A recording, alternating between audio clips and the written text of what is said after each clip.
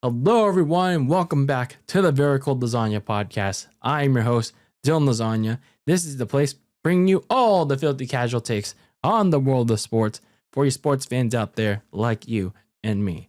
This is episode number 313, and in this episode, we're here to do another weekly roundup of my team, the San Francisco 49ers, the red and gold, the 15th edition of it for this 2025 NFL season. And all of a sudden, it has become a tightly tense last couple of games for my red and gold team. And we're going to talk about it throughout this episode, why that is. And it's become an interesting last stretch for my San Francisco 49ers. So yeah, we're going to get all to that, all into that in this episode. So make sure you stick around. Make sure you're listening, whether it's on video or audio. Follow Very Cold Lasagna on social media at Very Cold Lasagna. If you happen to be listening to this on audio, rate and review the show. It's on Apple. It's on Spotify at Very Cold Lasagna. And if you're watching this on YouTube, hit the subscribe button, hit the like button, turn on the notification bell, leave your comments and takes in the comments below.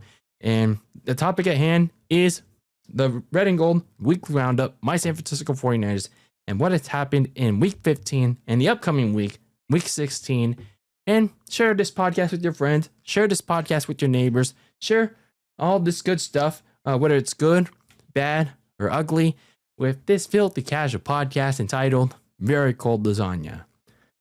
So let's talk about my team, the San Francisco 49ers, and all the things that at least took away from this past week from the red and gold. So coming off their bye week, as always, a couple of late and out of date, but hey, that's why they call it an end of week roundup here on Very Cold Lasagna.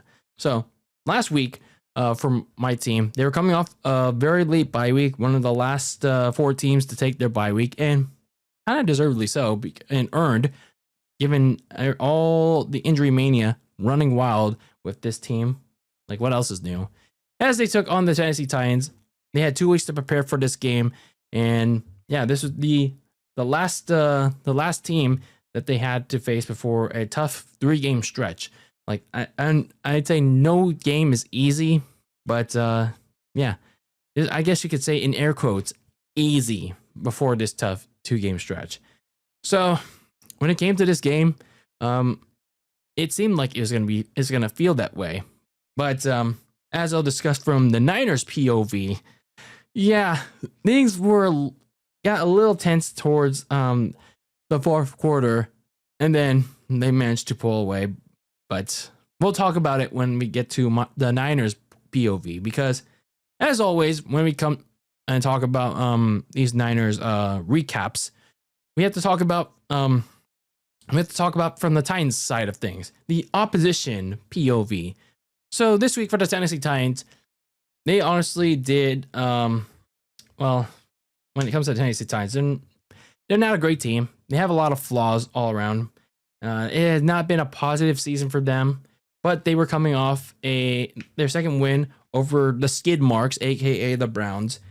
Although that's not really an achievement in and of itself, but hey, a win is a win for them, and they followed that up with a little bit of a competitive spirit in the form of the rushing attack. That was one of the big positives, if not the biggest positive, from that win over the skid marks. Tony Pollard and Todd J. Spears, they carried their momentum from last week's win and tortured the oh-so-maligned 49er run defense for much of this game, even as they fell well behind as the game went along. I don't know the statistic, nor do I want to. All I know is that they're performing. When you use the eye test, they were gashing the 49er defense pretty hard in this one. Again, even as they were falling behind against the Niner offense. Meanwhile, Cam Ward himself, the number 1 overall pick, he had his nice moments too, including touchdowns to the random tight end, Gunnar Helm, and even a designed one to, the eligible player and defensive tackle Jeffrey Simmons. He got one of all people. and he threw a nice deep ball to Van Jefferson that set up that touchdown. So Cam Ward himself also had a nice game, although he still has issues whenever pressure did close in on him. Although the Niners barely didn't sack him in this game, but Cam Ward still has those kind of issues, and he also wasn't tasked to throw that much. There were still some silver linings with Cam Ward in this game. So speaking of Jeffrey Simmons, he once again was the valuable defensive asset, trying to minimize Christian McCaffrey in the inside run game. And McCaffrey didn't really accomplish much, at least on the inside. But we'll get to McCaffrey when we talk about it from the Niners side of things. And he also got to Brock Purdy, strip sacking him. That led to that touchdown possession in the fourth quarter. So, yeah, when you look at the positives, there were at least some silver linings for this Titans team.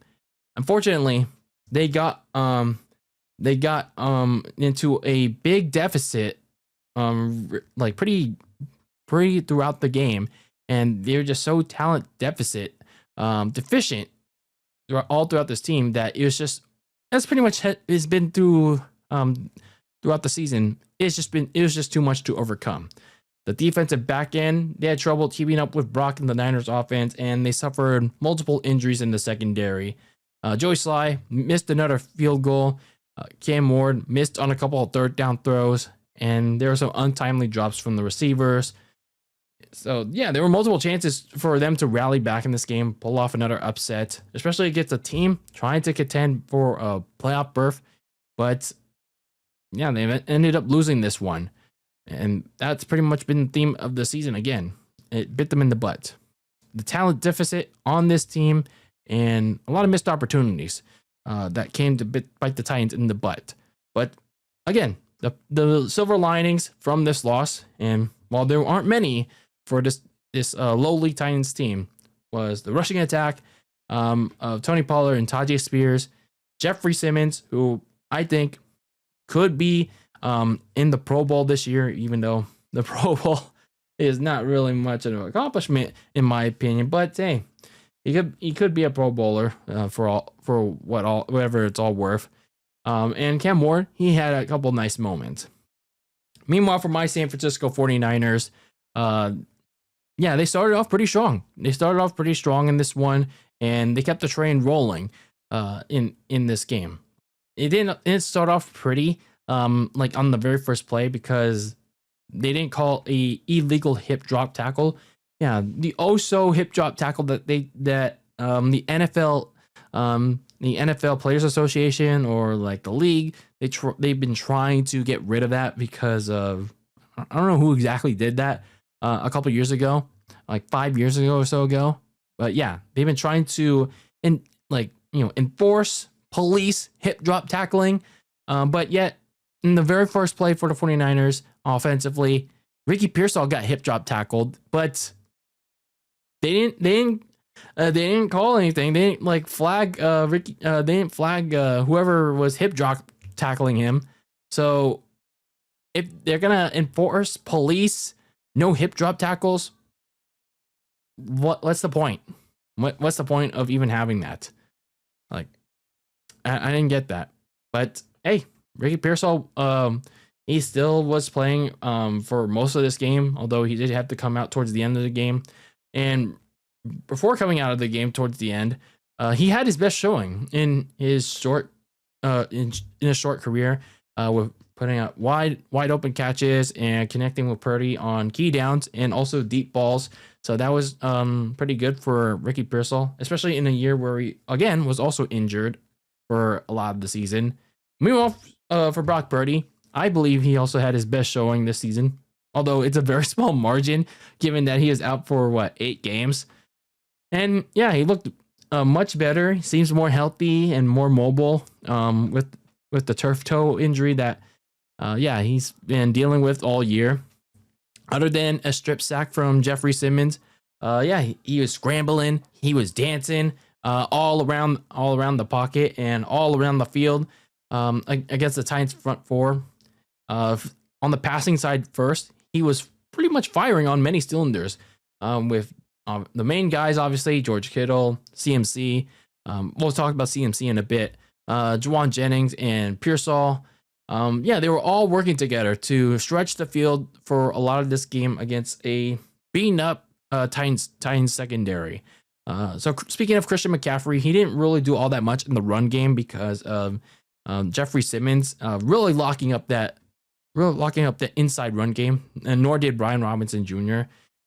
But he did commit to doing better in the passing game. So going back to Brock Purdy's mobility, he actually did better in the run. He actually did. I'd say he did equally as well in the running game.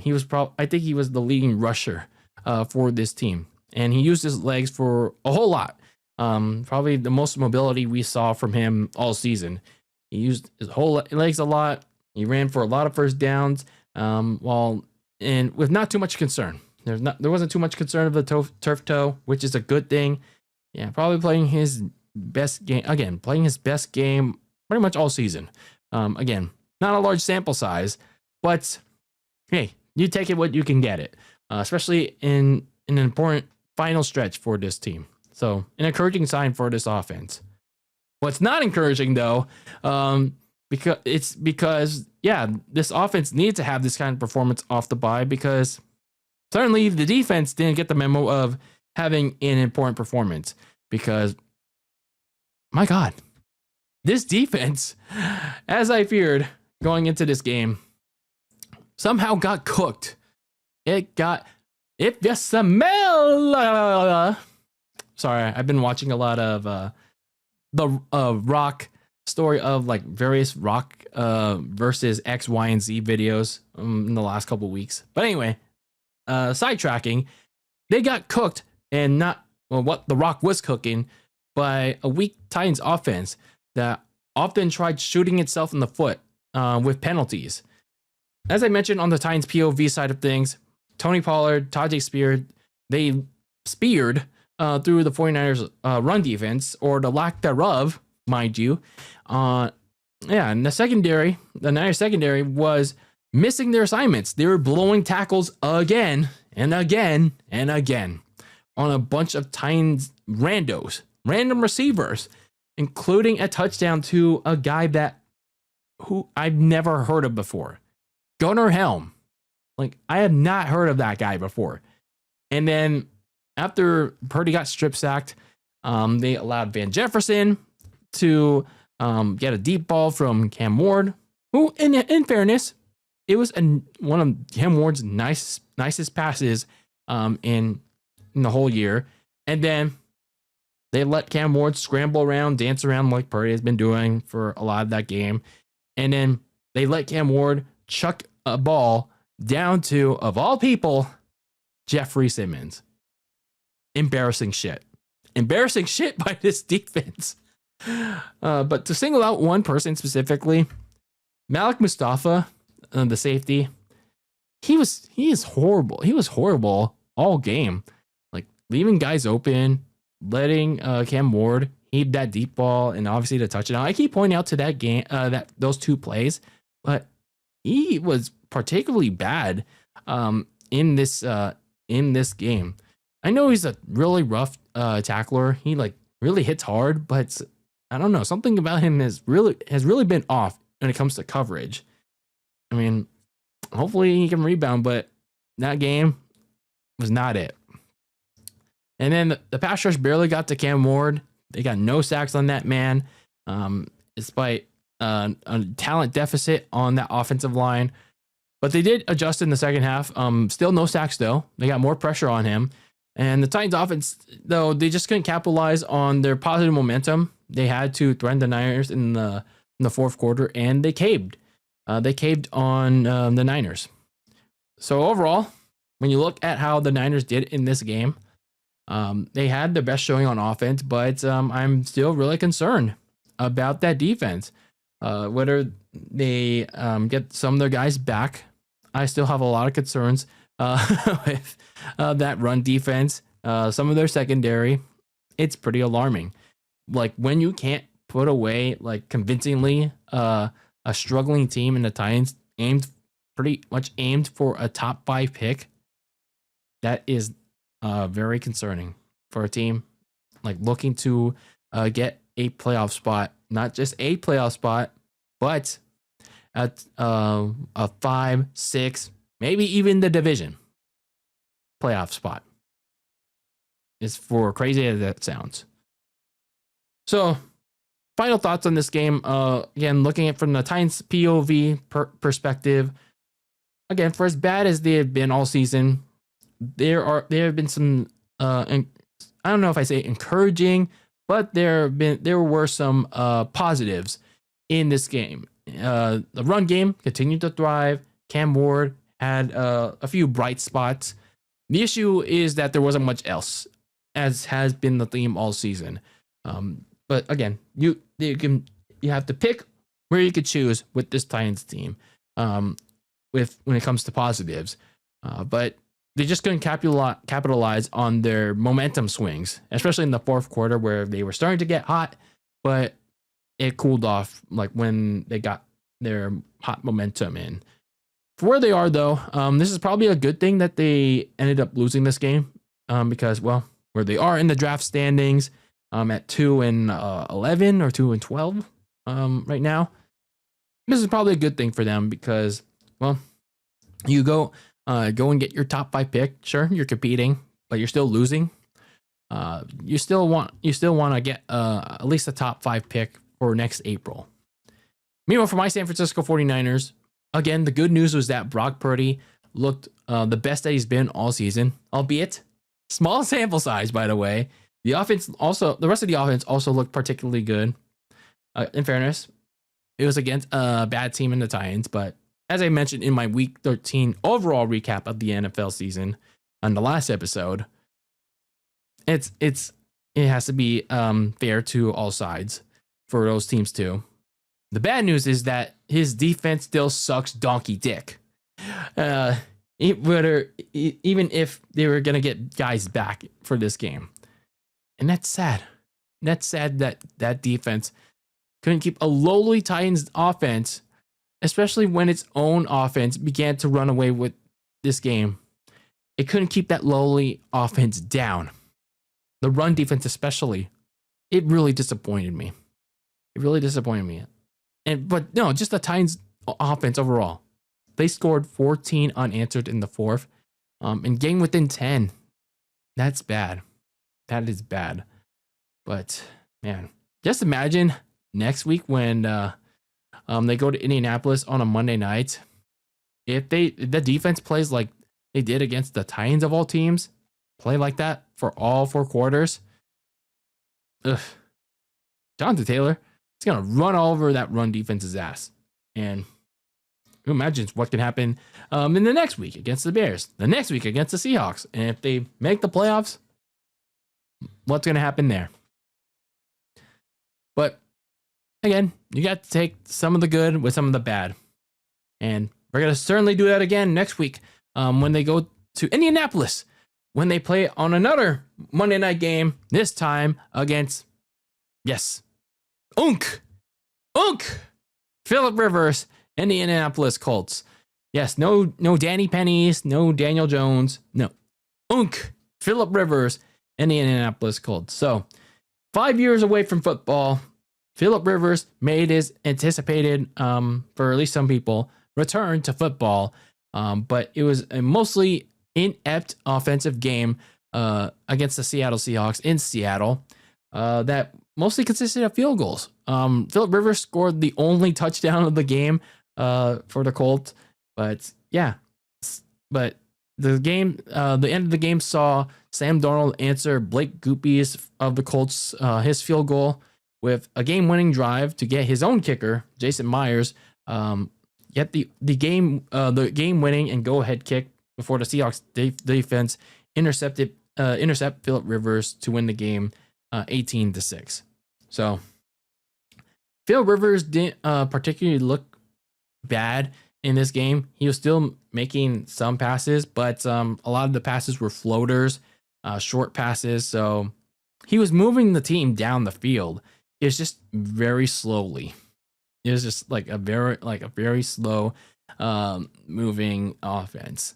And Jonathan Taylor was kind of like moving the ball too. He was still going through that defense, but yeah, it's just a clearly different offense without Danny Pennies in it.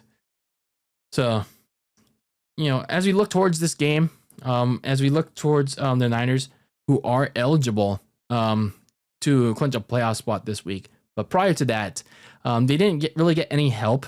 They didn't really get any help in Week 15 from the rest of the competition. Like I said, they certainly didn't get any help from the Colts in trying to beat the Seahawks, nor did they get any help from the Lions in trying to beat the Rams. But they did get some help from the Broncos when they beat the Packers in the crazy event that they are eligible to nab both the NFC West and the NFC's top seed. Speaking of which, they received big help from that in the form of a rival turned ally this past Thursday in the Seahawks, who actually beat the Rams to sweep away any division tiebreakers between them. So the Rams losing that game, it suddenly reopens the path for the 49ers to obtain the NFC West. And not just that, it suddenly opens a path. I don't know why I tried to say reopen because, no. Yeah, I don't know. It suddenly opens the path for the 49ers to obtain the NFC's top seed. But for them to do that, they got to win all 3 of their remaining games. That starts in Indianapolis against Phillip Rivers, Jonathan Taylor, and the Colts. Now, some are already saying that, we have the number 1 seed in our grasp. Oh, we're thinking number 1 seed. Oh, yes. Thank you, Seahawks. Sure. Thank you, Seattle. But we still got 1 game of our own. We got to take it game by game. Forget the Seahawks in week 18. Forget the Bears in the week after this one. Let's first think about Indianapolis. Then we can start focusing on the Bears. Okay, Niners fans? Okay.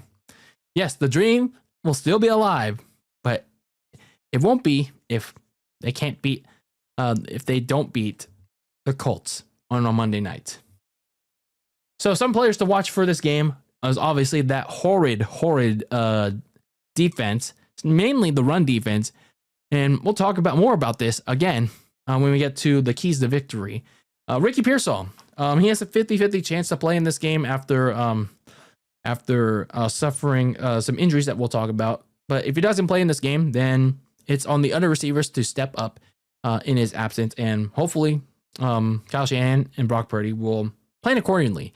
And I do hope, as I mentioned in the last couple of games that they played, to have more receivers be integrated into the offense to spread the wealth, share the ball. So looking at the Colts side of things, obviously Phillip Rivers has been the topic of discussion in the last week or so, having come back to the NFL after 5 years away, and in his first game back in Seattle. As I mentioned in just a few minutes ago, he didn't look too bad. Obviously, he was a little rusty to start, but his deep ball clearly not there. Maybe not yet because of the rust, but he is throwing a lot of floaters, short passes. He still has the competitive spirit, though, clearly, and the trash talking, that's still there. So let's see what happens in this game. The Niners should obviously not overlook Phillip Rivers for as tale as old as time he is. So still, don't overlook Mr. Unk, Phillip Rivers. And then Jonathan Taylor, with this ass of a 49ers run defense. Yeah, not much else to say other than when we'll get to the keys to victory with Jonathan Taylor. Looking at the injury report for both of these teams, for the 49ers side of things, Ricky Pearsall, as I talked about him a couple of seconds ago, he aggravated his PCL sprain and suffered another ankle injury when he got hip drop tackled on the very first play in the Titans game. But when Kyle Shanahan and John Lynch talked about him in the lead up to this one, at the time of this recording, He was doing side work on the side, and they gave him a 50-50 shot to play in this game. If he does, great. But again, if he doesn't, then they'll have to plan accordingly. And some news on the defensive side of the ball: Tatum Bethune, Sam Okiwanko. Sorry for mispronouncing that last name. So if you get mad at me, I tried. Nuter Gross-Matos were back practicing from high ankle sprains suffered at separate periods from the last month. So if they all do play in this game, great news for severely beating up 49ers run defense and just a defense as a whole. So any help is good help. Jordan Elliott is also back at practice for the Niners. I think he only missed the Titans game after a last minute injury scare. He was a last minute inactive, but I believe he should be good to go as long as there's no setbacks. Nick Martin somehow still in the concussion protocol from the skid marks game. And although local media is saying that he did work on the side, he was practicing on the side. He still need to clear the protocol to play in this game. Receiver Jacob Counting, who missed most of the season due to a hamstring injury. Kyle Shanahan said that he expected to start practicing, have his little IR window open in the lead up to the next game for the Bears. Meanwhile, for the Colts, well, actually, before I get to that, that's going to be good news for the Niners because, well, they can use a little bit more help in the receiving game, especially downfield.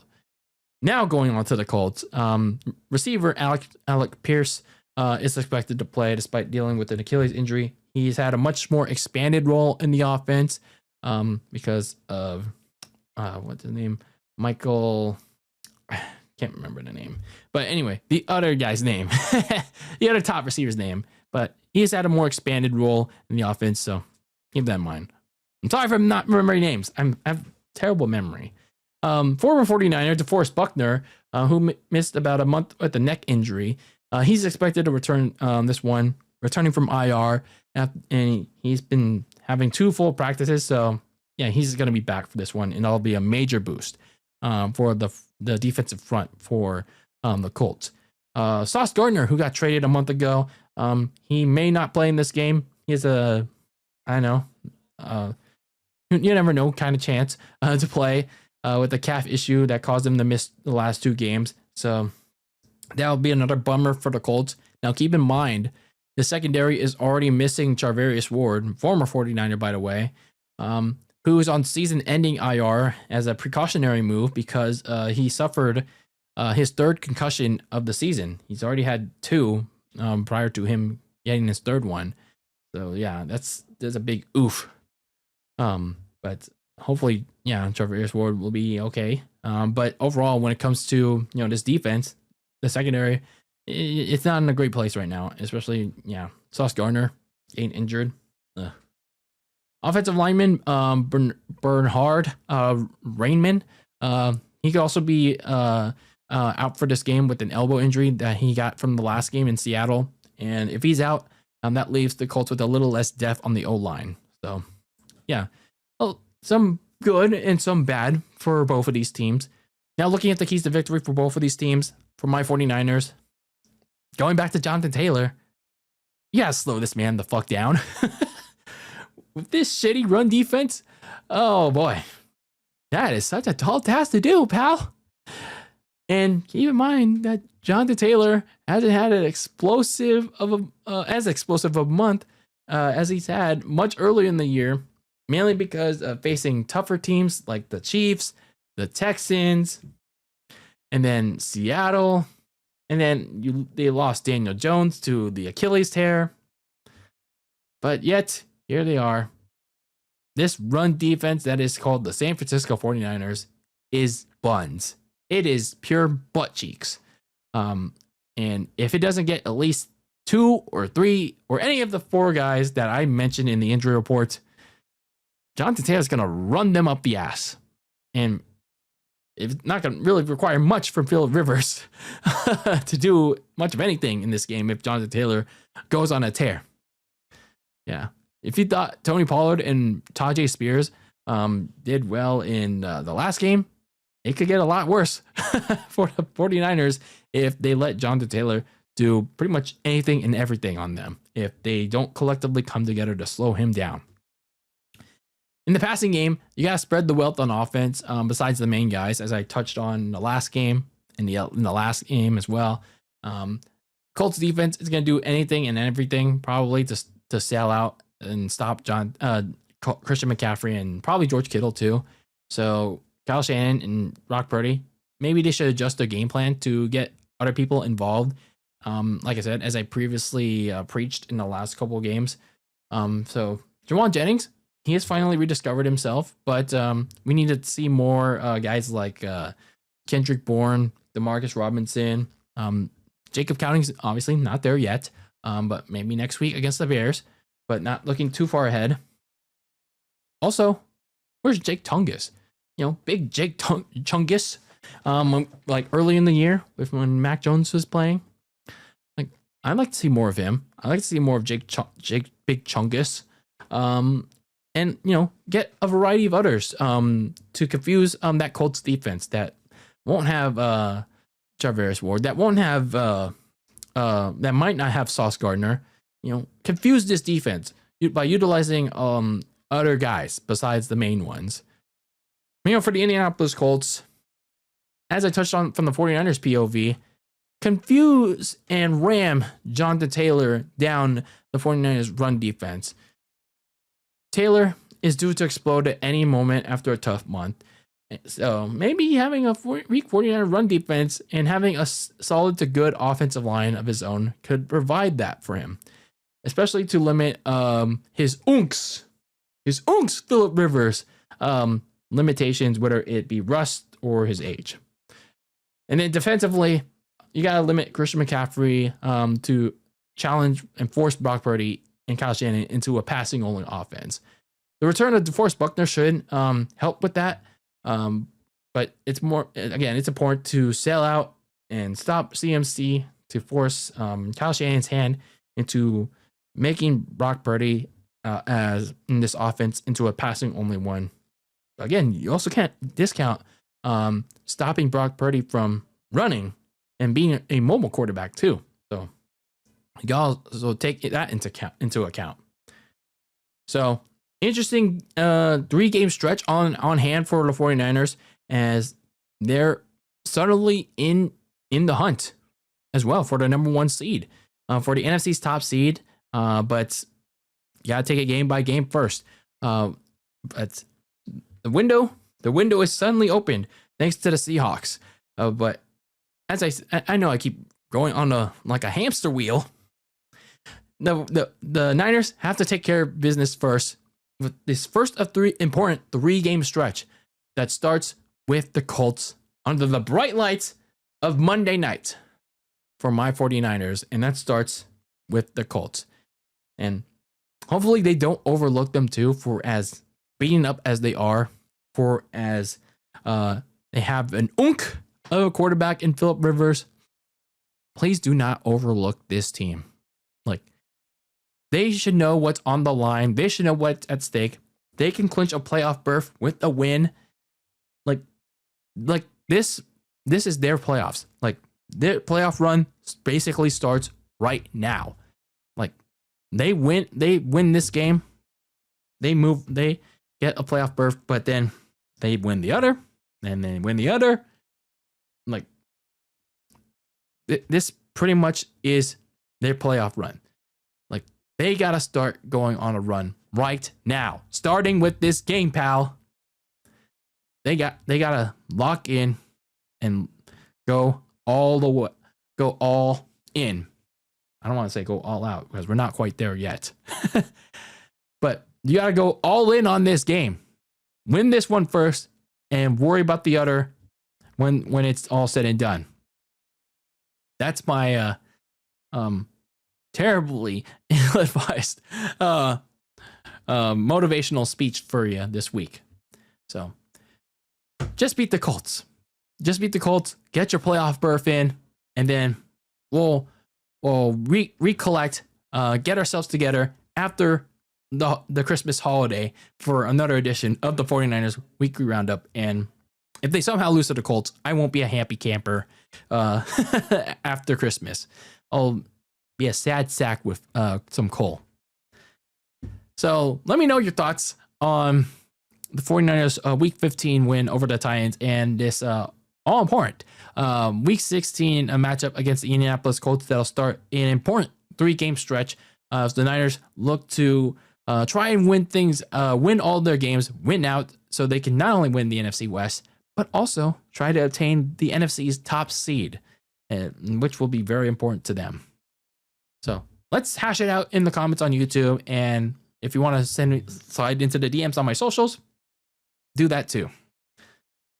But anyway, that's going to do it for this episode of the Very Cold Lasagna Podcast. I've been your host, Dylan Lasagna, once again bringing you all the filthy casual takes on the world of sports, and this episode being my red and gold San Francisco 49ers.